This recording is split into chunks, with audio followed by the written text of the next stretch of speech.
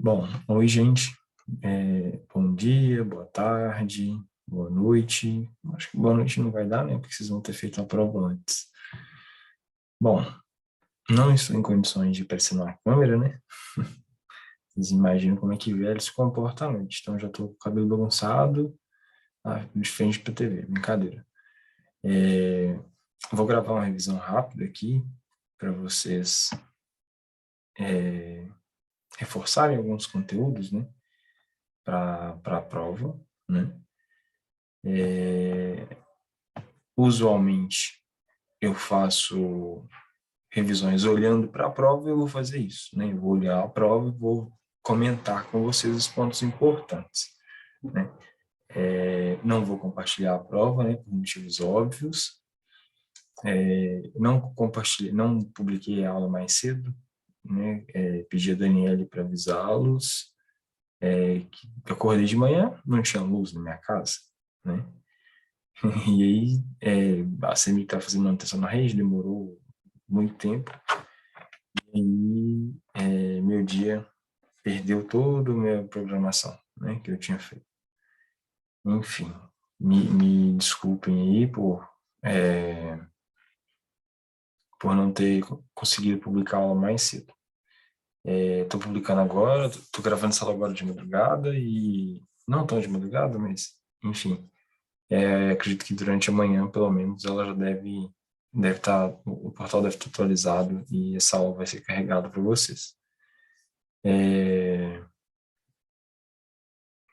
Bom, de início, o que a gente precisa, né, na linha cronológica, né, da nossa disciplina, o que eu gostaria que vocês tivessem em mente é a composição do átomo, né? O átomo em si. A gente aprendeu lá, basicamente, através de Rutherford e Bohr, né, que o elemento, né, vamos por partes, né? O ensino médio ensina aquele átomo, né, com uma estrutura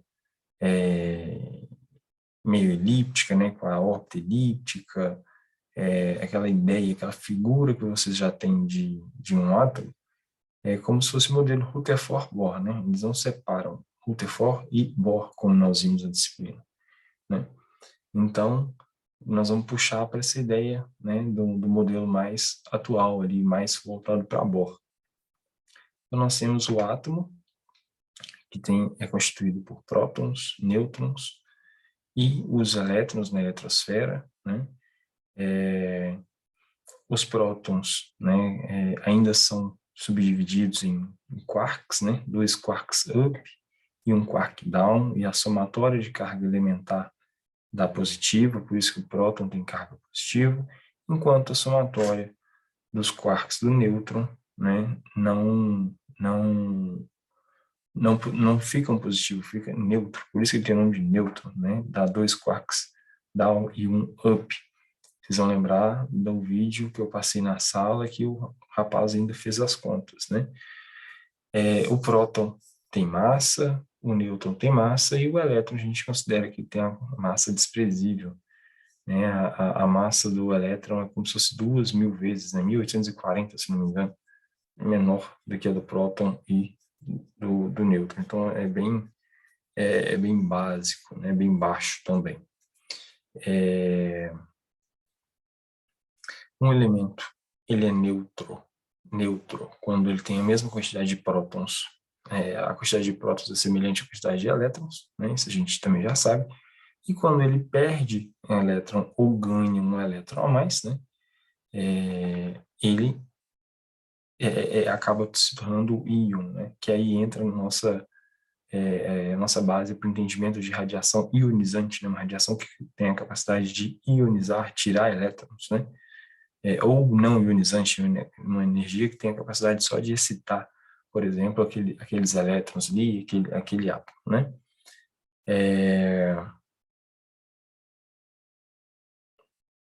Bom, uma questão que a gente já conseguiu matar com essa revisão de átomo, pelo menos, né? Vamos por parte.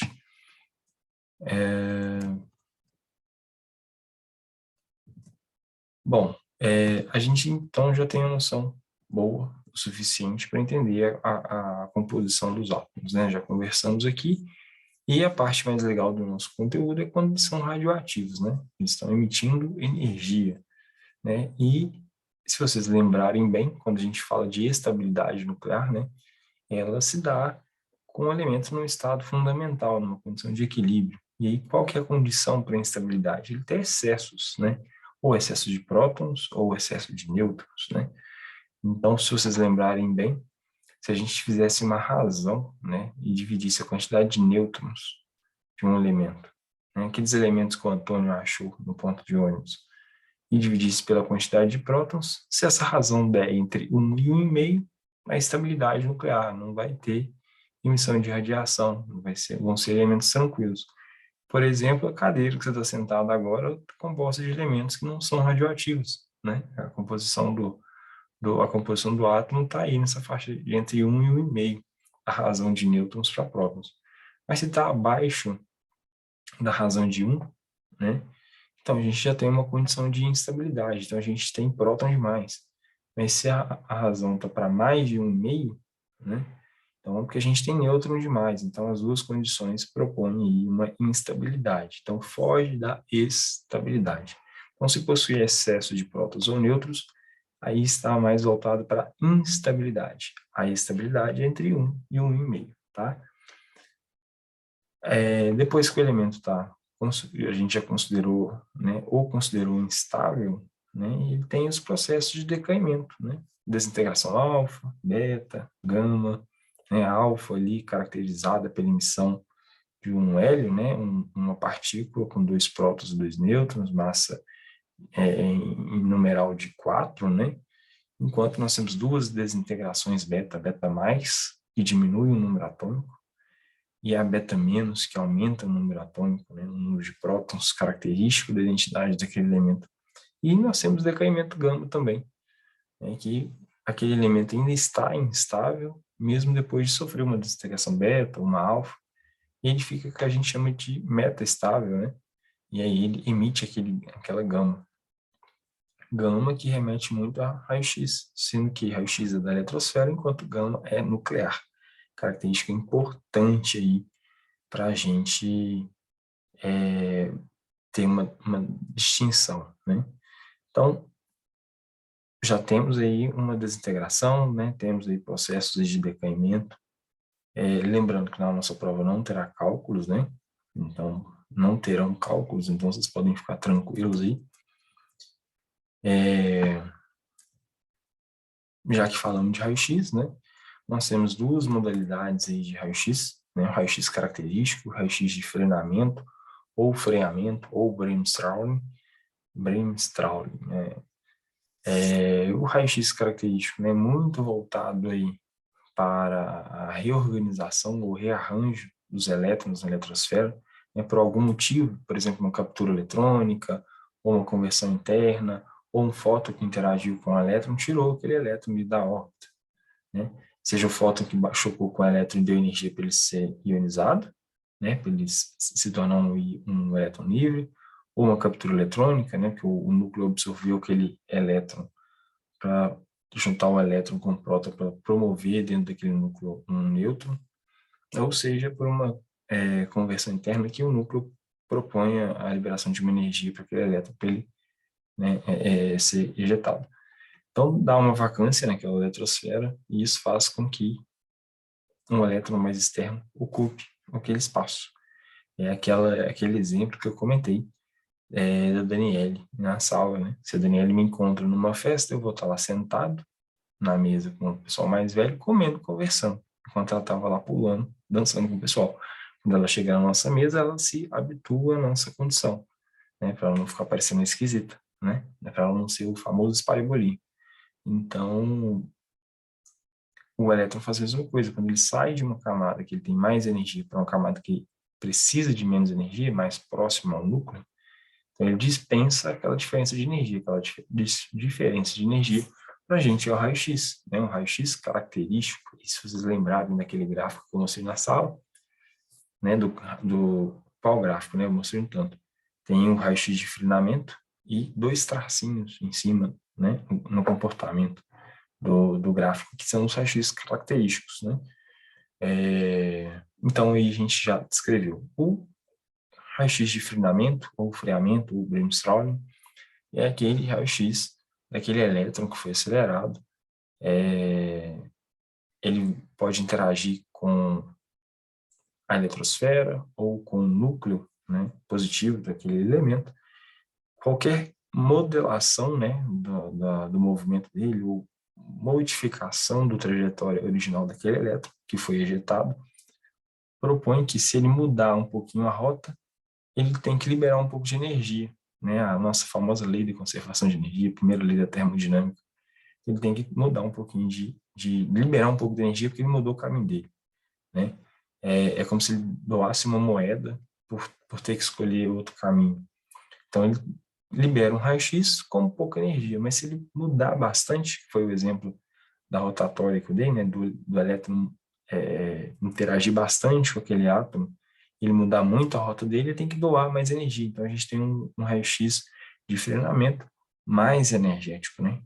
E aí eu comentei com vocês quando eu mostrei a ampola de raio-x. E eu falei, olha, a ampola de raio-x produz somente raio-x característico? Não.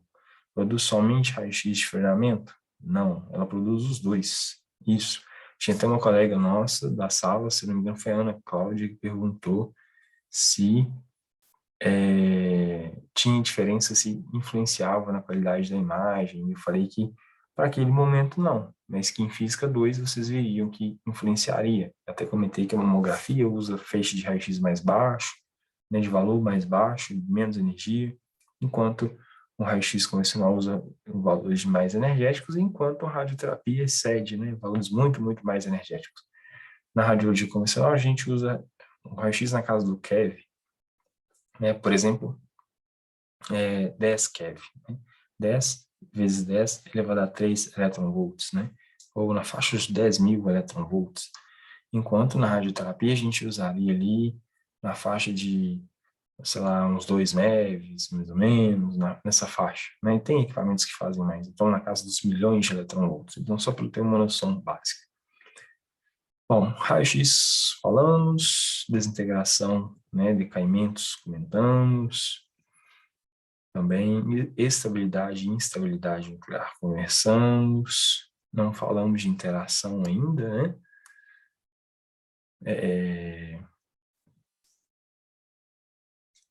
Deixa eu ver, já que a gente está falando de raio-x, vamos falar, né, de espectro eletromagnético.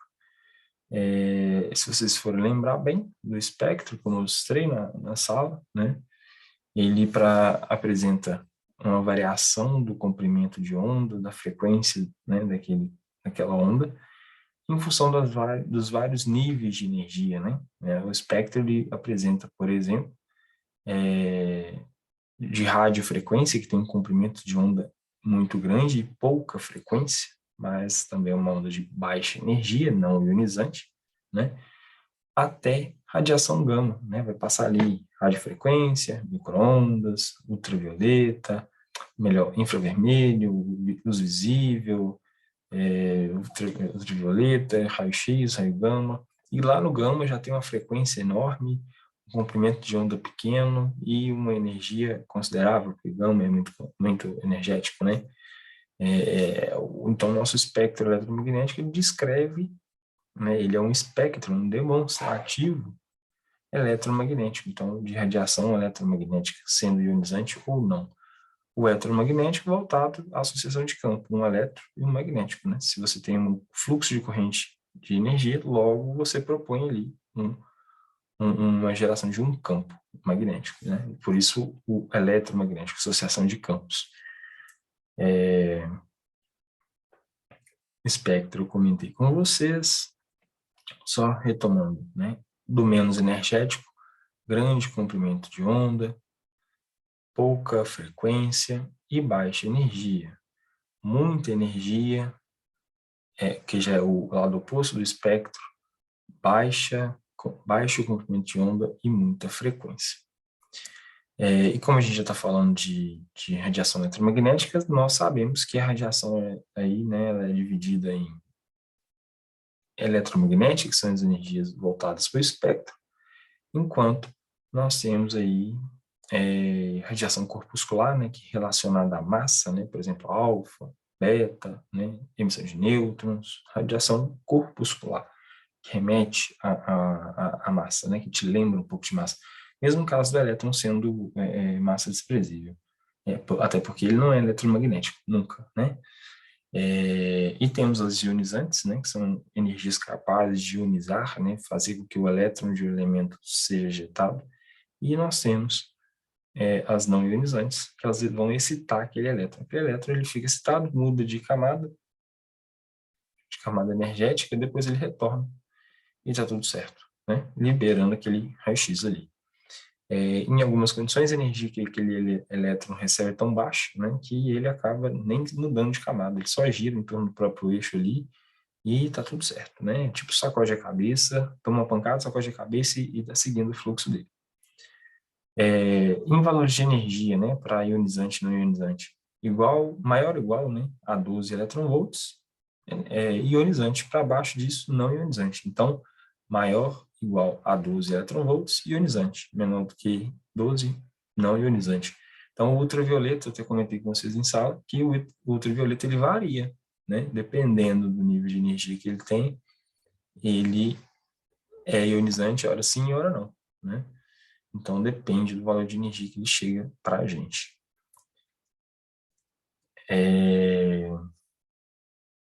Tá acabando a nossa revisão, fiquem tranquilos.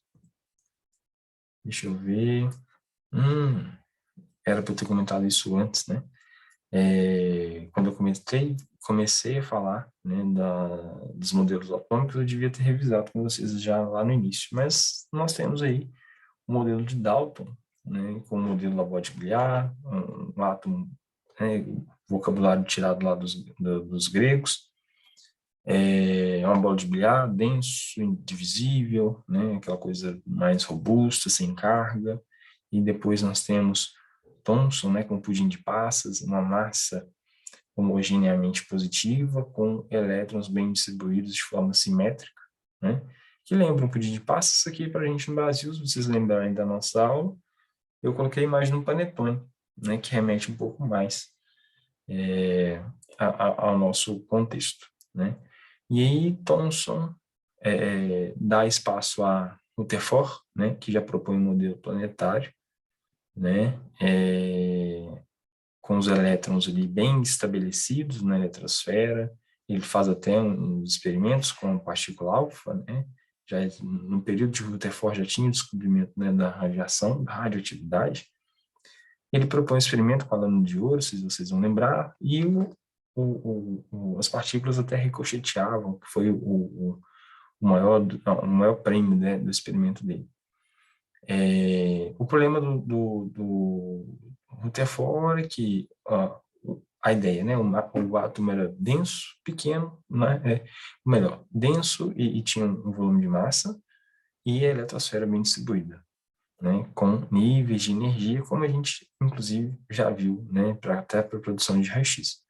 Cada eletrosfera tem um nível de energia. O elétron que está distribuindo aquela eletrosfera tem um nível de energia. Só que na condição de Rutherford, se não me engano, a mecânica clássica, né, iria apontar a questão do eletromagnetismo. Isso, o material até comenta que o eletromagnetismo que o Rutherford usou, né, para propor os cálculos dele, também seria um ponto fraco dele, qualquer de Aquiles. Porque se um elétron está girando em torno da eletrosfera, a energia cinética dele vai sendo transformada, né? Ele vai perdendo aquela energia cinética e ele iria fazer em vez de ficar circulando em volta do átomo, ele faria uma questão de uma espiral, ele ia aproximando o núcleo até chocar. Então toda a matéria desintegraria. Então se o modelo fosse igual a Rutherford, nós não teríamos nada, né? Se bobear, nós não existiríamos, que nós seríamos desintegrados. E aí Bohr, né, com o período de laboratório dele, propõe que, poxa, não é assim, né? Aí Bohr usa as ideias ali já adquiridas com Planck, com Einstein e com o próprio Rutherford e propõe o modelo, né, dele, um átomo com um núcleo pequeno e denso, positivamente carregado também, cercado com elétrons carregados negativamente, que gira em órbitas fixas bem definidas sobre o núcleo. Mas né? Aí entra aquela questão que a gente de transição de elétrons, de níveis de energia, né? Aquela coisa toda. Por isso que o modelo de Rutherford-Bohr no ensino médio é pregado junto, porque um complementa o outro, né? A gente, na nossa instrução, né, de formação, que a gente viu separado para ter um pouco de noção, um pouco de melhor noção das coisas. E, por fim, poder de penetração, né, para vocês. Lembrem, esse foi o último tópico, eu acho que está fresco aí para vocês, que a radiação alfa é a menos penetrante, a beta é intermediária e a gama é a mais penetrante. Então, a alfa é menos penetrante que gama, beta é menos penetrante que gama. A gama é a mais penetrante, anda maiores distâncias, né? Entre alfa e beta, beta é mais penetrante. Entre alfa e beta, alfa é menos penetrante. Entre beta e gama, beta é menos penetrante e gama mais penetrante. Então, na linha das três, alfa, beta e gama, né, que eu até brinquei com o Maurício na aula, que seja o nosso ABC, a alfa sempre vai ser de menor penetração, a gama sempre de maior penetração, né? Então, se atentem às comparações de alfa, beta e gama, alfa e gama, tá? É importante. Bom, eu acho que eu já falei de todas as questões, mesmo que por alto, vocês fizeram a lista, né? Ah, eu não falei de efeitos, né? De interação com radiação com matéria. Vamos lá. Eu vou falar só daqueles três principais, né? Efeito fotoelétrico. Então, o fóton interage ali com o elétron, usualmente da camada K e L, e libera toda a energia para aquele elétron. Aquele elétron é ejetado, ele vai embora, né? É como se a Danielle estivesse numa festa e recebesse uma ligação. Então, ela recebe aquela informação e sai, vai embora da festa. Dificilmente isso acontece, né? A Danielle gosta de festa. Então, essa seria a situação. Tem o efeito cômputo, ou melhor, vamos voltar no efeito fotoelétrico. Geralmente, camada K e L, né? O fóton, o elétron absorve aquele fóton, o fóton some e o elétron é ejetado. Fica uma vacância, um elétron mais externo preenche aquela vacância e libera raio-x, tá? Temos o efeito Compton, né, mais destinado aos elétrons que estão mais externamente, camadas mais distantes, ou até mesmo elétrons livres. O fóton interage com aquele elétron também é ejetado, só que não há deposição total de energia do efeito do fóton. No efeito Compton, o fóton ainda existe. O fóton perde um pouco de angulação, porque ele muda um pouco a trajetória, e o elétron é ejetado. E nós temos a mais bonita de todas, que é a formação de pares, né? Um fóton com energia mínima de 1022 keV, ou 1,02 MeV, né, de energia. Ele interage ali com o átomo e some, simplesmente some. E nesse desaparecer, como temos a lei de conservação de energia, aparece um pósitron e um elétron, né? Olha que legal. Então, esse pósitron e esse elétron, no surgimento dos dois, dá-se, então, a formação de pares. Beleza, então a gente já sabe a formação de pares. Só que o mais legal ainda é a aniquilação de pares, né? Esse pósitron pode encontrar um elétron, então ele choca com aquele elétron e os dois somem, mas temos a lei da conservação de energia, faz com que surja dois fótons gama de 511 keV, um para cada lado, que foi o que eu mostrei para a formação da imagem PET na medicina nuclear. Então, findaremos a nossa revisão. Vocês farão uma boa prova, a prova não está num nível difícil, vocês são muito capazes e competentes. Acredito que estudaram bem, né? Tivemos um período de uns encontros muito legais, e com isso agradeço muito a turma de vocês por isso. Façam uma boa prova. Eu tinha comentado que ia liberar a nota no domingo, mas não vou conseguir liberar a nota para vocês no próprio sábado, durante a pouco tempo depois que encerrar. Nossa prova vai ser de 1 a 5, né? Todo mundo já sabe, nessa altura do campeonato vocês já sabem. Façam uma boa prova, descansem no recesso, né? Nós nos encontraremos dia 4 de janeiro, onde começaremos a anatomia e fisiologia 1, anatomia aplicada não, como fisiologia, como física, né?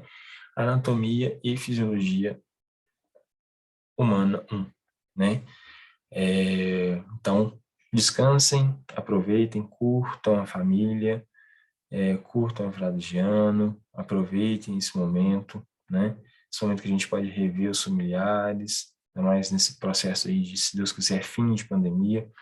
Em janeiro não se tornaremos, não teremos mais aulas gravadas, se Deus quiser, né? Porque o propósito é retornar ao presencial, né? E a pandemia ir findando mesmo, de fato. Então, até dia 4, fiquem com Deus, Feliz Natal, um próspero ano novo para vocês, um ano muito, muito bom, de todas as realizações, e que vocês continuem sendo essa turma estudiosa e muito querida. Um beijo para vocês, fiquem com Deus. Qualquer dúvida, é só me mandar mensagem no WhatsApp. Professor, se tiver no recesso, eu tiver alguma dúvida de alguma coisa, pode perguntar, eu vou estar estudando no recesso também, então, assim, tá tudo certo, tá? Se tiverem alguma dúvida, se depois que saírem as notas, inclusive, a prova é no sábado, na segunda-feira eu vou levar as notas lá no grau, né? Então, as notas devem sair durante a semana. Então, professor, por que que eu tirei essa nota? Ou, professor, o que aconteceu? Se tiverem dúvida, podem perguntar, tá? Não prometo responder rápido, né? Até porque eu também vou estar estudando. Mas responderei, tá? Então, no mais, fiquem com Deus. Beijo para todos, um abraço para todos e até mais. Tchau, tchau.